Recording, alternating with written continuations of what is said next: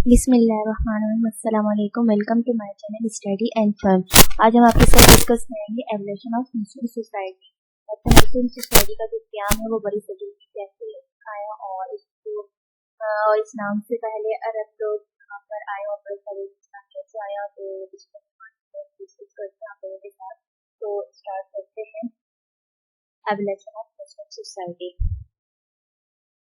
تو جو بری صغیر پاک اور ہند اور جزیرہ نمائے عرب کے درمیان زمانہ قدیم سے تعلقات قائم تھے، کیونکہ ساحل سندھ اور جنوبی عرب کے ساحل کے درمیان بہت کم فاصلہ ہے، اور اسی وجہ سے سندھ اور جنوبی عرب کے درمیان بحری راستے سے تجارت قدیم زمانے سے جاری اور ساری تھا، اور ایک لحاظ سے یہ ناگزیر بھی سمجھی جاتی تھی، کیونکہ جو ہے کہ ہندوستان میں مسالہ جات اور دوسری ایسی اشیاء پیدا کی جاتی ہیں کہ جن کے عرب ممالک اور جنوبی یورپ کے علاقوں میں بڑی طلب رہی، اور مطلب ایک طرح کی بہت ڈیمانڈ تھی۔ تو سمندری سفر میں عرب ماہر تھے، اور اس لیے جو ساحل سندھ سے ہندوستانی سامان تجارت بڑی کامیابی سے جنوبی عرب کے علاقے یمن کے ساحل تک ہی پہنچا دیتے تھے، اور جہاں سے خشکی کے راستے یہ سامان نہ صرف عرب کے مختلف علاقوں کے منڈیوں میں پہنچا دیے جاتے تھے، بلکہ وہاں سے مصر اور جنوبی یورپ کی منڈیوں تک ہندوستانی برآمدات کی ترسیل بھی ہوتی تھی۔ اور اسی قسم کی تجارت طلوع اسلام کے بعد بھی جاری رہی، اور ہندوستان میں سامان تجارت یمن کے راستے شام تک اور پھر شام کی بندرگاہوں کے ذریعے یورپ تک بھیجنے کا سلسلہ چلتا رہا، اور اس طرح ہندوستان اور عرب کے درمیان بین الاقوامی تجارت ہوتی رہی۔ عرب تاجر مغربی اشیاء تجارت یعنی یورپی برآمدات کو ہندوستان اور مشرقی ممالک کو بھی لے جاتے تھے۔ یہ تجارت ایک طویل عرصہ بلکہ صدیوں تک چلتی رہی، لیکن اس عرب تاجروں اور ملاحوں کی بالادستی اور اجارہ داری فروغ پاتی رہی، اور ان کی تجارت کا حلقہ سیلون سری لنکا تک وسیع ہو گیا، اور بہت سے عرب جو ملاح اور تاجر اس جزیرے میں مقیم ہو گئے، اور وہی مقامی عورتوں سے شادی بیاہ کر کے رہنے لگے۔ اور پھر اس کے بعد یہ ہوا کہ بعض تاجر اور ملاح جو تھے وہاں کے لوگ فوت ہو گئے اور ڈیتھ ہو گئی، اور آفٹر ڈیتھ ان کے ورثات یعنی بیوہ اور یتیم بچے جو صرف ظاہر میں مسلمان تھے، اس بات کے مطلب وہ خواہش مند تھے کہ انہیں بھی جو ہے اسلامی وطن یعنی علاقہ عرب میں جا کر بس جانا چاہیے، مطلب اب ان کو وہاں پہ رہنا چاہیے کیونکہ وہ مسلمان تھے، تو عرب میں جا کر رہنا چاہتے تھے۔ تو اس مقصد سے لوگوں نے بصرہ کے عرب گورنر جو اس وقت پہ حجاج بن یوسف، ان کے پاس جو ہے وہ نیک خواہشات کی جو ہے انہوں نے پیغامات اور تحفے تحائف بھیجنے کا سلسلہ اسٹارٹ کیا، اور مقامی جو غیر مسلم تھے مطلب ہندو تھے وہ حکمرانوں نے ان کا کام جو ہے اچھی طرح سے انجام دیا، کیونکہ ان بیوہ اور یتیم بچوں کو ان کے اپنے آباء و اجداد کے وطن بھیجنا اپنی ذمہ داری سمجھتے تھے۔ ویسے بھی غیر مسلم حکمران نہیں چاہتے تھے کہ کیا کہتے ہیں وہ ہم پر بوجھ بنے، اور مسلمانوں کی جو بڑی تعداد تھی وہ سیلون میں قیام پذیر ہو، مطلب وہاں پہ مطلب رہیں، اور پھر ان مرنے والے لوگوں کی بیواؤں اور یتیم بچوں کے جو لوگ تھے ان کو وہ بوجھ بننے نہیں دینا چاہتے تھے۔ وہ یہ سمجھتے کہ کہیں یہ لوگ ہمیشہ کے لیے یہاں نہ رہ جائیں، اور اس وجہ سے کہیں ہمارے اوپر بوجھ نہ بن جائیں، تو وہ خود بھی ان کو عرب ممالک بھیجنا چاہتے تھے۔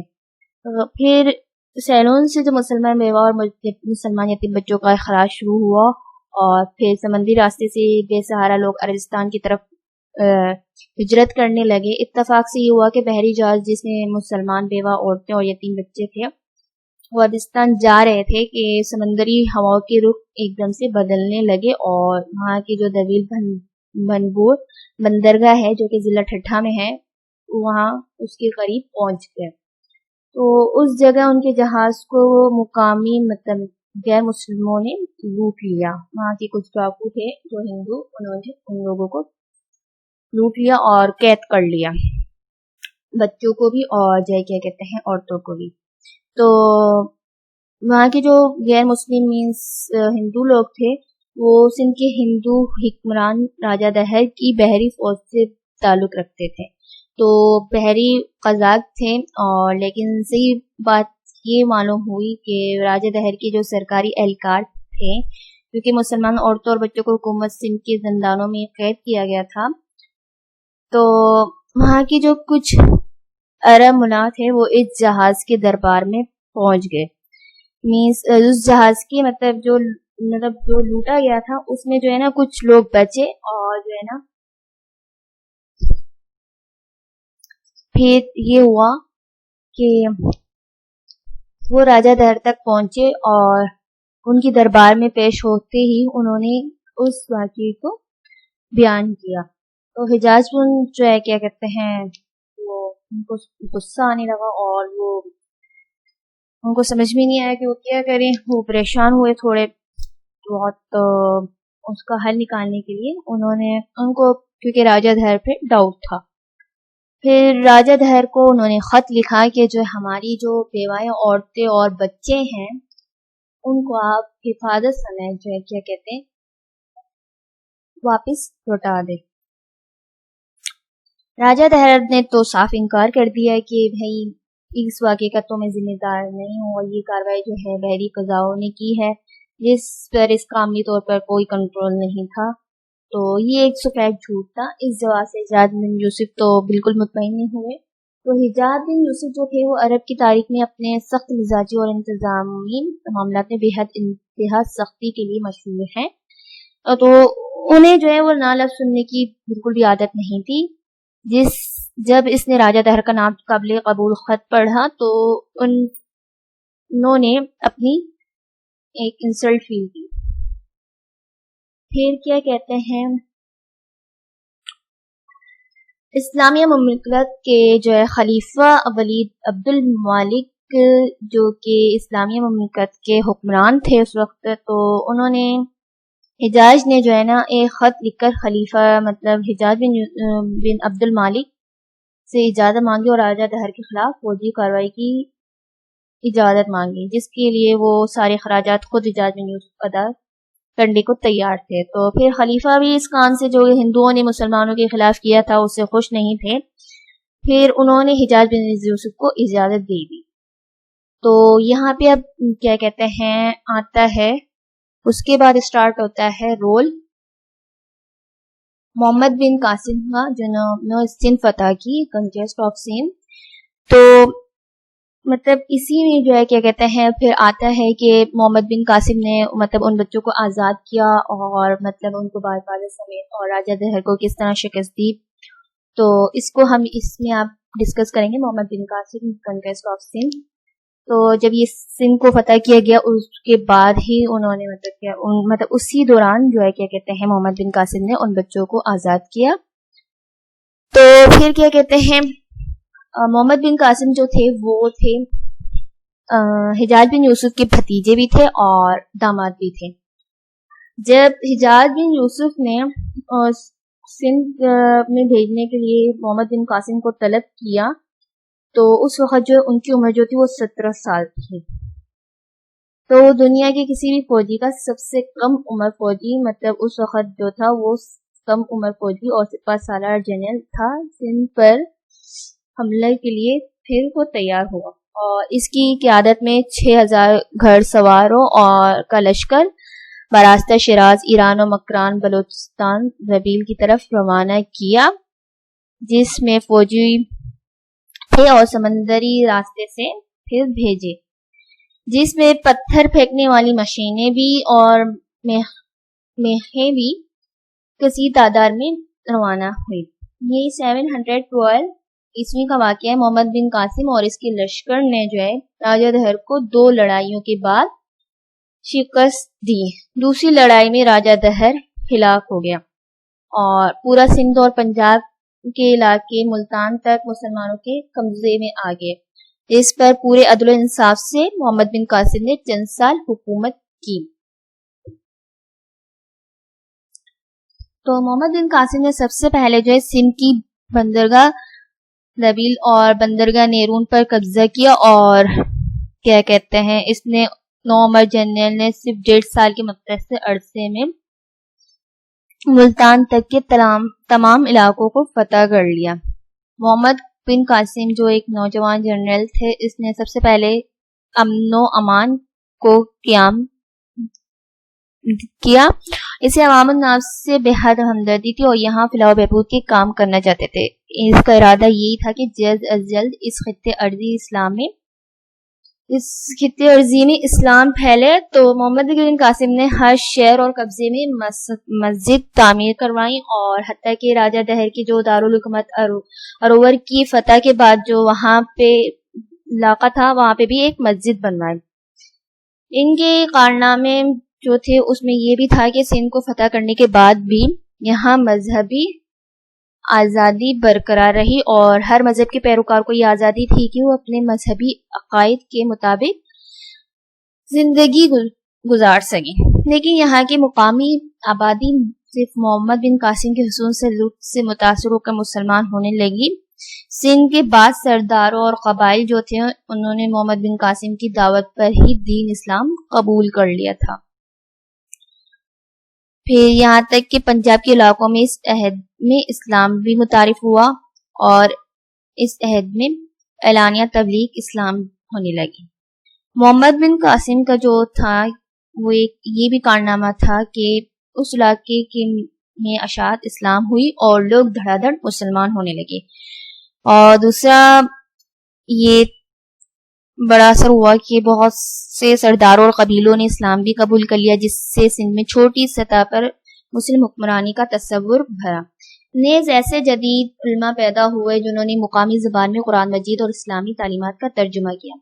محمد بن قاسم کی آمد کا یہ بھی اثر پڑا کہ ہندوؤں اور بدھوں اور مسلمانوں کے درمیان مذہبی مذاکرے ہونے لگے جو فروغ اسلام میں معاون بنے. نیز مسلم تہذیب و ثقافت کو سندھ میں عروج ملا.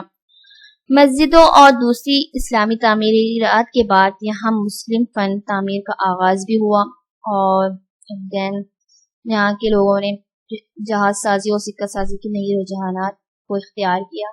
سب سے زیادہ اثر یہ ہوا کہ اس خطے کے دروازے باضابطہ طور پر اسلام کے لیے کھل گئے, ہمیشہ کے لیے مطلب کھل گئے وہاں کے دروازے. اور اس کے بعد کئی تاجر بلا روک ٹوک کے بسر تک جانے لگے, مطلب کوئی پابندی نہیں تھی, کوئی ان کو خوف نہیں تھا. اور پھر یہ ہوا کہ عرب اور سندھی علم و ادب میں وسعت پیدا ہوئی اور سندھ کے بعض علماء نے عربی ادب میں اپنے اعلیٰ خدمات بھی پیش کی اور یوں انہیں بہت شہرت ملی. پھر کیا کہتے ہیں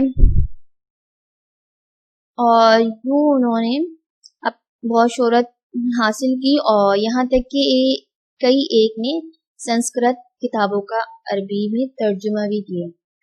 اس طرح عرب سیاحوں اور جغرافیہ دانوں نے سندھ کے بارے میں بہت کچھ لکھا جس سے سندھی ادب و ثقافت کو فروغ حاصل ہوا. محمد بن قاسم کی آمد سے لوگوں میں اسلامی بنیادی عقیدہ توحید کا تعارف ہوا. لوگ دیوں دیہاتوں کو چھوڑ کر یہ خدا کی عبادت کرنے لگے اور اس عقیدے کی بدولت ان کی معاشرتی سماجی زندگی بھی خوشگوار اثر ہونے لگی, مطلب پڑھنے لگا اثر, بہت خوشگوار اثر پڑنے لگا ان کی زندگیوں میں. محمد بن قاسم نے غیر مسلموں کو مکمل آزادی دی. مذہبی طور پر جو کوئی اسلام قبول کر لیتا اس سے جزیہ بالکل وصول نہیں کیا جاتا تھا. اس طرح محمد بن قاسم کے بہت سارے کئی انجام تھے جو انہوں نے اسلام کے لیے پیش کیے اور انہوں نے سندھ کو فتح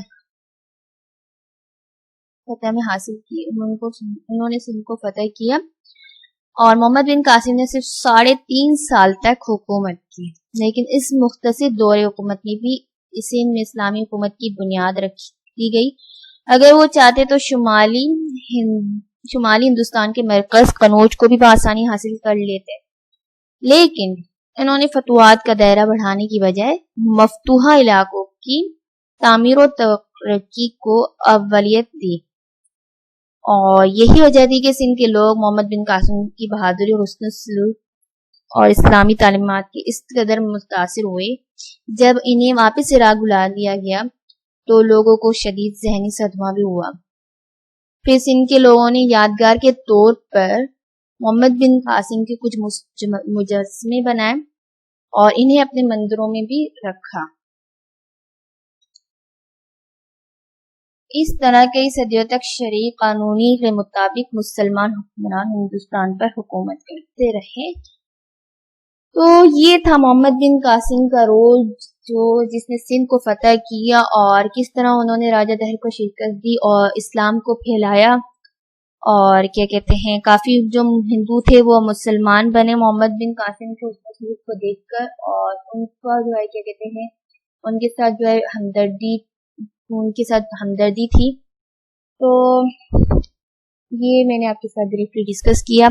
نیکسٹ میرا ہے میں آپ کے ساتھ ٹاپک ہے India before the advent of Islam, مطلب سرزمین اسلام کے آمد سے قبل. Political conditions and religious conditions, social conditions کیا تھے، تو ہم ڈسکس کرتے ہیں پولیٹیکل کنڈیشنز کو. مدد ملتی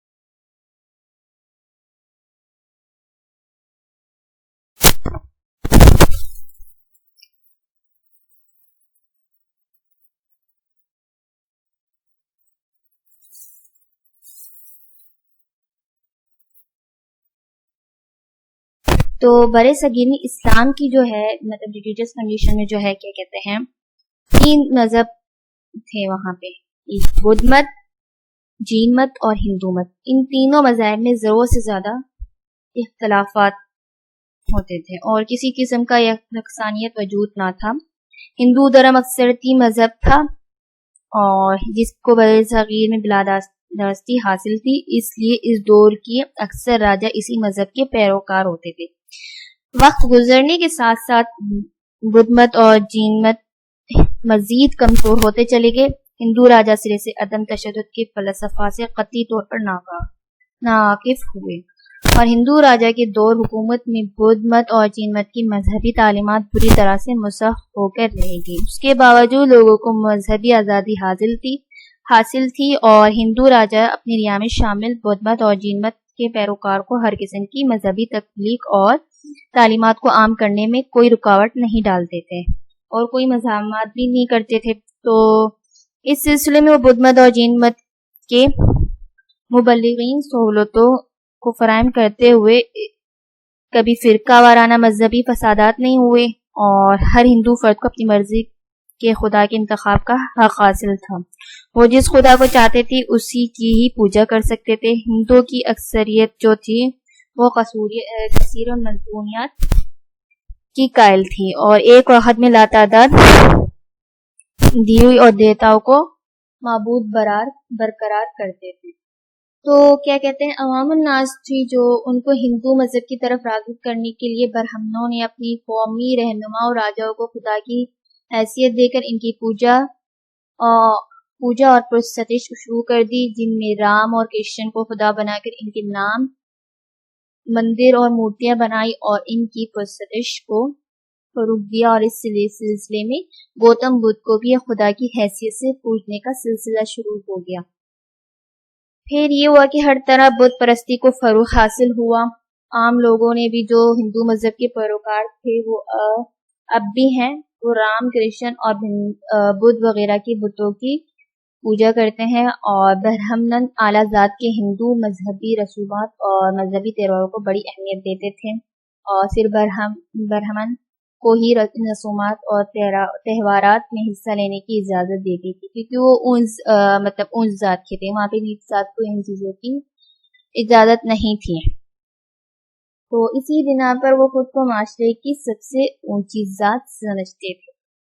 یہ تھے ریلیجیس کنڈیشن سرزمین میں جو ہندو اسلام کی آمد سے قبل تھے. تو سوشل کنڈیشنز جو تھی وہاں کی تو سوشل کنڈیشنز معاشرتی اثرات جو تھے وہاں کے مسلمانوں کی آمد میں وہاں بری صغیر کے جو پسماندہ طبقوں میں بیداری کی لہر پیدا کی، وہیں یہاں کے طرز معاشرت میں بھی یکجہتی نمایاں ہونے لگی۔ اسلامی طرز معاشرت کی خوبیاں دیکھ کر ہندو سماج بھی انہیں اپنانے لگے۔ ہندو معاشرت میں سلا یا لباس پہننے کا رواج نہیں تھا۔ یہ ایک یا دو چادروں سے جسم کو چھپایا کرتے تھے، اور مسلمانوں کے طرز لباس سے متاثر ہو کر مقامی لوگوں نے بھی اسے اپنانا شروع کر دیا اور خواتین کے لیے پردہ لباس کا رواج بھی قائم کیا، اور مسلمان کی انتظامی صلاحیتیں خطے میں امن و امان کی صورت میں سامنے آئیں۔ آمد و رفت میں آسانیاں ہوئی، تجارت و صنعت کو فروغ حاصل ہوا، تجارت کا دائرہ ہندوستان سے نکل کر دنیا کے دوسرے ممالک تک پہنچ گیا۔ اسلامی تعلیمات انسانی مساوات اور انصاف پر مبنی تھے، ذات پات کا تعصب موجود نہیں، اسلام کی نظر میں سب برابر ہیں۔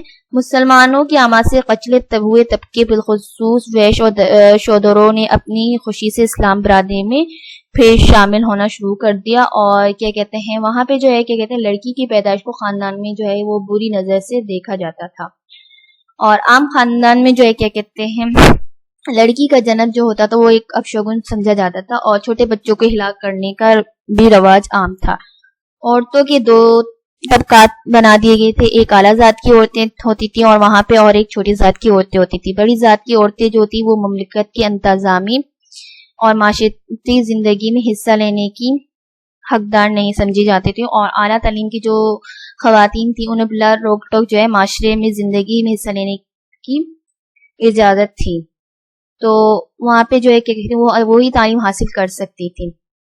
ان کو اعلیٰ درجے کی عورت کی طرح عزت کی نظر سے بھی دیکھا جاتا تھا، اور اس ذات کو بہت بری نظر عورتوں کو بری نظر سے دیکھا جاتا تھا، ان کی کوئی عزت نہیں تھی اور ان کو حقارت کی نظر سے دیکھا جاتا تھا۔ ہندوؤں میں جو ہے کیا کہتے ہیں ایک ستی ظالمانہ رسم ہوتی تھی، جس میں اگر کیا کہتے ہیں شوہر کی اگر ڈیتھ ہو جاتی ہے تو اس کی وائف کو کیا کہتے ہیں زندہ اسی کے ساتھ جلا دیتے تھے، اور دوسری جو ان میں ایک تو یہ رسم تھی، اور دوسری ان کی یہ رسم ہوتی تھی کہ بچوں کی جو شادی تھی ذات برادری سے باہر بچوں کی شادی کو جو وہ کہتے ہیں بہت برا سمجھا جاتا تھا، اور اگر وہ نیچ ذات میں اگر کسی کی شادی ہو جائے اس ذات والے کی تو اس کو مار دیا جاتا تھا، اور مطلب ایک بہت برا گناہ سمجھا جاتا تھا، اور کم عمر بچوں کی شادیوں کا پھر اس طرح سے رواج تھا نا، اور عورت کا درجہ جو تھا وہ ایک خادمہ کا درجہ دیا جاتا تھا، جو مطلب ساری زندگی اپنے شوہر اور گھر والوں کی خدمت میں تو گزار دیتی تھی لیکن اس کی رائے کا احترام نہیں کیا جاتا تھا۔ اور کیا کہتے ہیں تعلیم جو تھی وہ ان کے یہاں صرف جو ہے اس ذات کے لوگوں کے لیے تھی، اس ذات کو جو ہے کیا کہتے ہیں تعلیم سے محروم رکھا گیا تھا۔ اور کیا کہتے ہیں ناچ گانے کو ہندو دھرم کا حصہ سمجھا جاتا تھا، مندروں میں مورتیوں کے سامنے بھجن اور گانا، اور لڑکیوں کا داسی بن کے پجاریوں کے سامنے ناچنا مذہبی طور پر بہت اچھا مطلب دست قرار دیا جاتا تھا۔ تو یہ تھے کچھ سوشل کنڈیشنز اور evolution of Muslim society and Muhammad bin Qasim کا رول اور کنکویسٹ آف سندھ جو ہم نے آپ کے ساتھ ڈسکس کیا۔ آئی ہوپ کہ آپ سب کو بہت پسند آئے گا، اور اگر آپ کو پسند آیا تو ہمارے چینل کو ہمارے ویڈیو کو like and subscribe and share کرنا مت بھولیے گا۔ ملتے ہیں آپ لوگوں کے ساتھ ایک نئی ویڈیو کے ساتھ۔